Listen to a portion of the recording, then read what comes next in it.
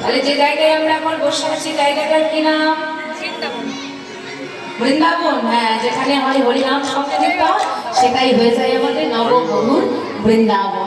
আচ্ছা, আমার নবদ্বীপ মায়াপুরে গেলে কার নাম করতে হয় গো? মায়াপুরে গেলে কার নাম করে? সে কি মায়াপুরে গেলে কি বলে? হরি বল। কি বলে বাবা? হরে কৃষ্ণ। সেখানে গেলে যদি এক গ্লাস জল চান আগে হরে কৃষ্ণ দেবেন, সবার মুখে শুনতে পাবেন হরে কৃষ্ণ।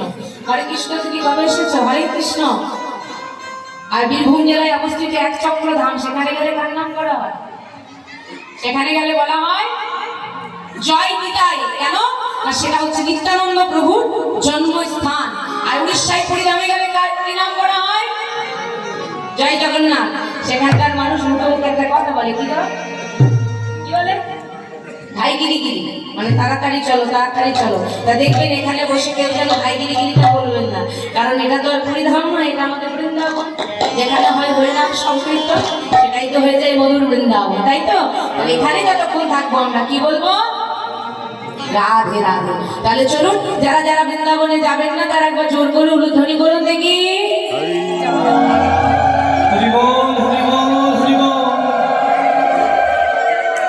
আমরা একাই যাব। হ্যাঁ, আমি কি বললাম? আমি বললাম যারা যারা বৃন্দাবনে যাবেন না তারা উলুধ্বনি করুন। ফার্স্ট বেঞ্চে বসে এত বড় ভুল। হ্যাঁ না মা, আপনাদের কোনো দোষ নেই গো, দোষটা আমার। আসলে আমি একটু পরীক্ষা করে নিলাম যে মায়েরা মনটা কতটা এদিকে দিয়েছে। বেশ, এইভাবে এক মনে এক ধ্যানে আমাদের হরি কথা কৃষ্ণ কথা আস্বাদন করতে হয়। চলো সবাই মিলে রাধে রাধে বলতে বলতে, গুরুধ্বনি করতে করতে, জয়ধ্বনি করতে করতে আমরা মধুর বৃন্দাবনে প্রবেশ করি। বলো রাধা রানী কি? রাধা রানী কি? রাধা রানী কি? যারা পিছনে বসে আছেন ফাঁকি মারবেন। আমার তো দুটো চোখ, সবাইকে ভালো করে দেখতে পাচ্ছি না, প্রবলেম নেই। ওপরে একজন আছে, সে চতুর্দিকে কিন্তু নজর রাখছে। তার কাছে যখন যাবেন নিজেরাই জবাবদেহি করবেন, যে যেমন কর্ম করবে তার ফল তেমন পাবে, তাই তো? তাহলে চলুন সবাই মিলে আজ বৃন্দাবনে প্রবেশ করি রাধা রানী নামে জয়ধ্বনি করতে করতে। রাধা রাধা রাধা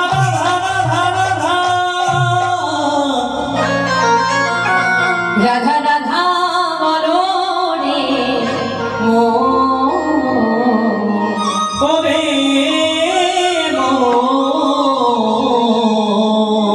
চলো যাবো মধুর বৃন্দাবন।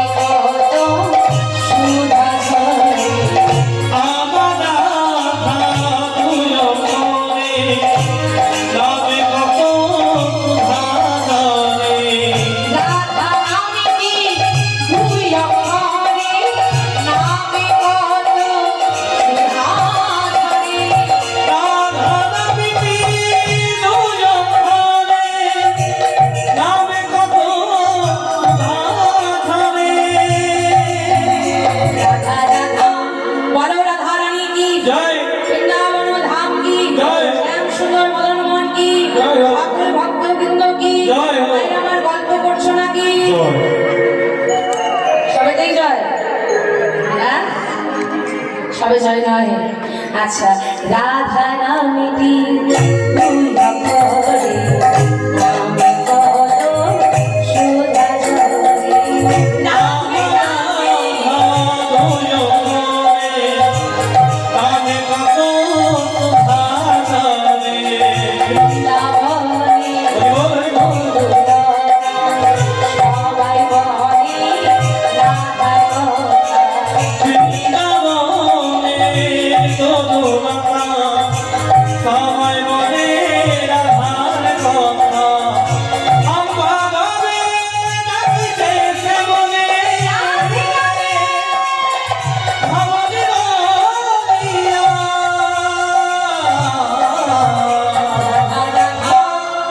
রাধা রাধা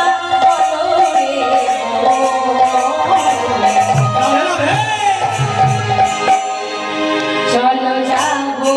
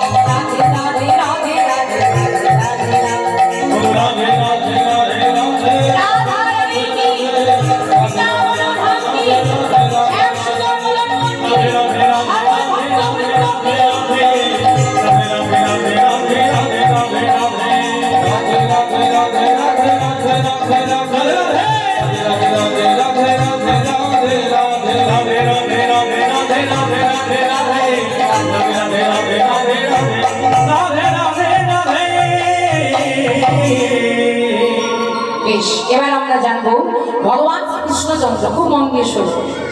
ভগবান শ্রীকৃষ্ণচন্দ্র মাত্র 11 বছর বয়সে বাবা বৃন্দাবন ছেড়ে চলে গিয়েছিলেন মথুরা। মথুরায় গিয়ে তার মামা কংসকে বধ করেছিলেন,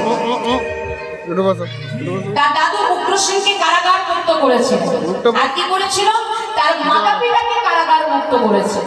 এবার চতুরের শিরোমণি ভগবান শ্রীকৃষ্ণচন্দ্র মাতা পিতার চরণে গিয়ে প্রণাম করে বলছে, মা গো মা, এখানকার দায়িত্ব তো আমি সব শেষ করেছি মা, তাই মা এবার আমি লেখাপড়া করবার জন্য যাব অবন্তী নগরে সন্দীপন মুনির আশ্রম।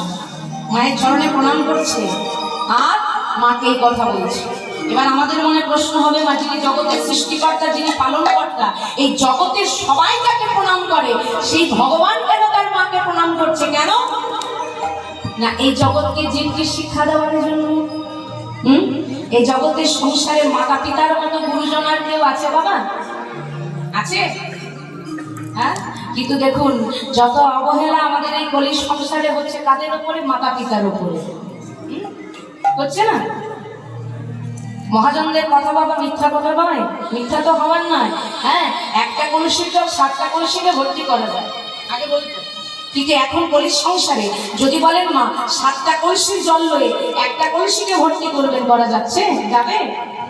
এই কথাটার মানে কি? প্রসঙ্গটার মানে একজন মা তার 5টি সন্তানকে জন্ম দিয়ে লালন পালন করে বড় করে দিচ্ছে, কিন্তু ওই 5টি সন্তানে কলির সংসারে বড় হয়ে মা ওই 5টি সন্তান ওই একজন মাকে আর খেতে দিতে পারছে না। ওই একজন মাকে লয়েই তারা ভাগাভাগি করছে। আবার দেখবেন সেই ছেলে মেয়েরা টাকা পয়সা খরচা করে বাবা তীর্থ ভ্রমণে যায়। হ্যাঁ, আপনারা একটু বিচার করে বলুন বাবা। মা বাবা সকালবেলায় এই এক গ্লাস জল পাচ্ছে না, একটা ওষুধ পাচ্ছে না, আর সেই সন্তানরা মা বাবাকে ফেলে রেখে টাকা পয়সা খরচা করে মা যদি তীর্থ ভ্রমণে যায়, কোনো লাভ হবেই? কিছুদিন আগে যে আমাদের মহাকুম্ভ বলে একটা গেল না, সব দল বল বেঁধে মহাকুম্ভে স্নান করবার জন্য যাচ্ছিল। যে একবার ডুব দিলে নাকি সব পাপ থেকে মুক্তি পেয়ে যাব। কিন্তু আপনারা একটু বিচার করে বলুন তো বাবা, যে সন্তানরা মা বাবাকে অসুস্থ ফেলে রেখে তাদের খবর না নিয়ে মহাকুম্ভে স্নান করতে যাচ্ছে, ও মা, মহাকুম্ভে একবার ডুব দেওয়া কেন, যদি 10 বার ডুব দেয় তাতেও কোনো পাপ থেকে মুক্তি তারা পাবে না। তাই দৌড় হরি হরি হতজি, যাদের জন্য তুমি পৃথিবীর আলোটা দেখলে, যাদের জন্য তুমি আত্মীয় স্বজন বন্ধু বান্ধব সবাইকে পেলে, যে তোমাকে 10 মাস 10 দিন গর্ভে ধারণ করে এই পৃথিবীতে নিয়ে এলো, আগে তুমি তাকে দেখো। ভগবান বলছে, যদি কেউ মাতা পিতাকে মানতে পারে, মা বাবার মতো গুরুজন, মা বাবার মতো দেবতা নেই। যারা মা বাবাকে ভালোবাসবে তাদেরকে আর ভগবানের সেবা দিতে হবে না। তাই তো কৃষ্ণ নিজে দেখিয়ে দিচ্ছে। এখনকার সন্তানরা মা বাবাকে প্রণাম করতে চাইবে? চাইবে? হ্যাঁ, খুব কষ্ট হয়। কৃষ্ণ দেখাচ্ছে সব দায়িত্ব শেষ করে মায়ের চরণে প্রণাম করছে আর বলছে, মা গো, ও মা, এখানকার দায়িত্ব তো আমি সব শেষ করেছি মা, তাই এবার আমি লেখাপড়া করবার জন্য যাবো অবন্তী নগরে সন্দীপন মণির আশ্রমে। এই কথা শুনে মা দেবকী অচৈতন্য হয়ে মাটিতে পড়ে গেলেন। কৃষ্ণ তাড়াতাড়ি করে স্বর্ণ ভিঙ্গার থেকে একটু জল এনে মায়ের মুখমণ্ডলে ছড়িয়ে দেয়। কৃষ্ণ বারে বারে ডেকে বলে, মা গো, মা, কি হয়েছে তোমার? ওঠো মা, ওঠো। মা দেবকী চেতনা ফিরে পেতেই কৃষ্ণকে বলে, ওরে কৃষ্ণ রে। এই জায়গাটি দেখুন, ভালো শিক্ষা দিয়ে গেছে আমাদের ভগবান, খুব মন দিয়ে শুনবেন। মা বলছে, কৃষ্ণ, সত্য করে বলতো বাবা, তোর আসল উদ্দেশ্যটা কি? তুই যাবি লেখাপড়া করতে, তা অবন্তী নগরের সন্দীপন মণির আশ্রম? না বাবা, না, এটা তোমার বিশ্বাস হচ্ছে না। কৃষ্ণ, যাকে জানবার জন্য আমরা লেখাপড়া করি, কি বলে? হ্যাঁ, গোবিন্দকে জানবার জন্য আমাদেরকে পড়াশোনা করতে হয়। দেখুন, যতটুকু পড়ে মুখস্থ করে শিখেছি ততটুকু আপনাদের কাছে পরিবেশন করছি। আর গুলো কথা, তার লীলা কথা, হ্যাঁ, এটা অগাধ সমুদ্র। তাই বলছে, হরে কৃষ্ণ, তোকে জানবার জন্য আমরা লেখাপড়া করি, আমরা পড়াশোনা করি, কিন্তু তুই লেখাপড়া করতে যাবি? না বাবা, না, এটা তো আমার বিশ্বাস হচ্ছে না। সত্য করে বলতো বাবা, তোর আসল উদ্দেশ্যটা কি? মায়ের চোখে ফাঁকি দেওয়া এত কি সোজা মা? হ্যাঁ, যেই না মা ধরে ফেলেছে, কৃষ্ণ তখন বলছে, মা গো, ও মা, তুমি ঠিকই বলেছো মা, আমার লেখাপড়া করতে যাওয়া ওই অবন্তী নগরের সন্দীপন মণির আশ্রমে, এটা আমার আসল উদ্দেশ্য নয়। তবে আসল উদ্দেশ্যটা কি জানো না? পড়াশোনা করতে যাওয়া নয়, আসল উদ্দেশ্যটা হচ্ছে আমার ভক্তকে কৃপা করা। জানো মা, ওই সন্দীপন মণি সারাক্ষণ আমাকে ডাকছে, আমি যদি তার কাছে না যাই, তাকে যদি কৃপা না করি। তাই ভগবান শ্রীকৃষ্ণচন্দ্র মাতা পিতার চরণে প্রণাম করে চলে আসছে সন্দীপন মণির আশ্রমে। আর এদিকে সন্দীপন মণি ভগবানের চরণে জল তুলসী দেয় আর ভগবানকে ডাকে। কি বলে ডাকে জানেন? তারে রাখলি নাকি পা